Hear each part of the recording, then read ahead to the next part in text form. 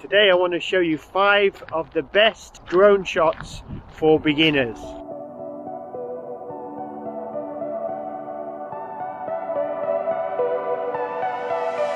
When you get your new drone, you really can't wait to start, can you? You can't wait to get out there and get some brilliant drone shot footage. You spend all that money for your new drone. You don't want to take great risks. And the worst thing that could happen is that you could crash it even just after you got it out the box. You need to plan your drone shots. You don't just fly the drone and then hope you'll get some good footage. You need to think about what type of footage you want. So before I get my drone out, I think about the type of shot I'm going for before I even start to fly the drone. Well, my first shot, which I recommend, is called the Dronie Reveal, or that's what I've called it. This one is so good just for showing the scale of the landscape that you're in. It gives you a panoramic view. It gradually reveals where you are and reveals where you're going. It gives the viewer a sense of scale, a sense of adventure, a sense of going somewhere that is unknown. So it's really good for like an opening scene or the beginning of your video, and it's really easy to do. It's using a quick shot on the Mini 2. All you have to do is set up a quick shot and then walk away from the drone. So basically you set up the quick shot facing the drone, and then when it's got you in focus you press start, and then the drone starts to move off away from you, revealing the huge landscape that you're in. You can see from this clip it just gives you the scale of adventure, the sense of excitement and the sense of the unknown. It's well worth it, very safe. The drone just goes out, it's automatic, captures amazing footage, and then the drone just returns to you. The next easy drone shot which I recommend is the summit circle. So basically when you reach the summit, you just stand on the summit, you set up the drone again using quick shots, and then you set the drone to do a circle around you, revealing the huge landscape around. You can even use this using the helix as well to get a wider sort of circle.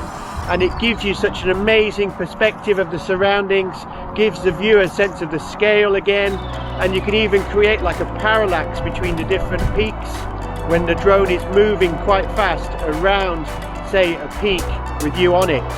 It's really stunning. Again, this shot is totally automatic. It's easy on the Mini 2. You just set the quick shots, identify yourself so that the cursor surrounds your body. You press start, and off it goes. The next one is called the overhead spin. This one isn't automatic, but it's easy.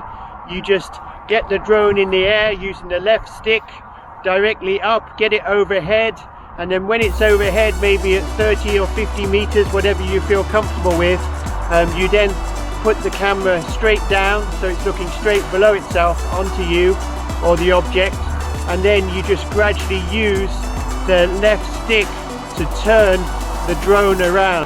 Gives like an atmospheric view of, say, especially in trees, of the trees spinning round.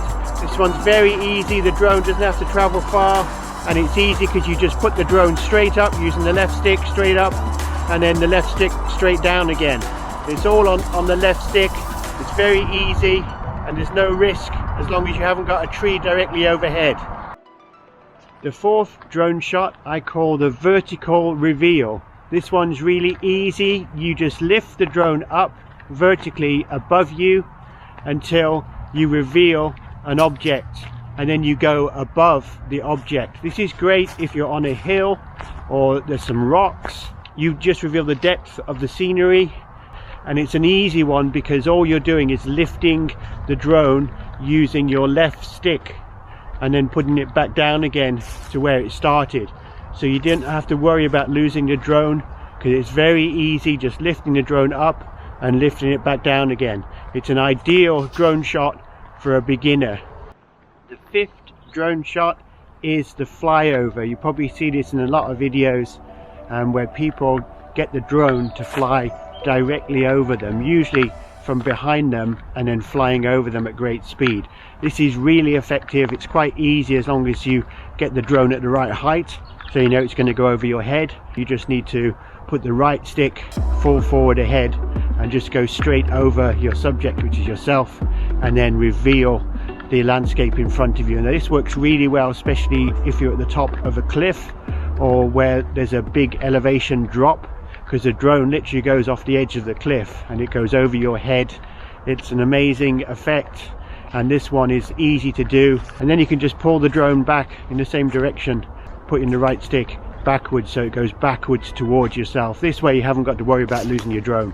So it's another good one for beginners, and that's why I recommend this one. So hopefully these 5 drone shots for beginners are helpful to you, and I hope you get some great footage. Let me know if you've got any other good ideas. I'm still learning, so I wouldn't say I'm an expert by any means, but I've just got a few months under my belt now. These are the ones which I find are really effective in capturing, say, outdoor adventures. So thanks for watching. Please leave a comment, give me a thumbs up, please subscribe if you're new, and I look forward to seeing you next time. Bye for now.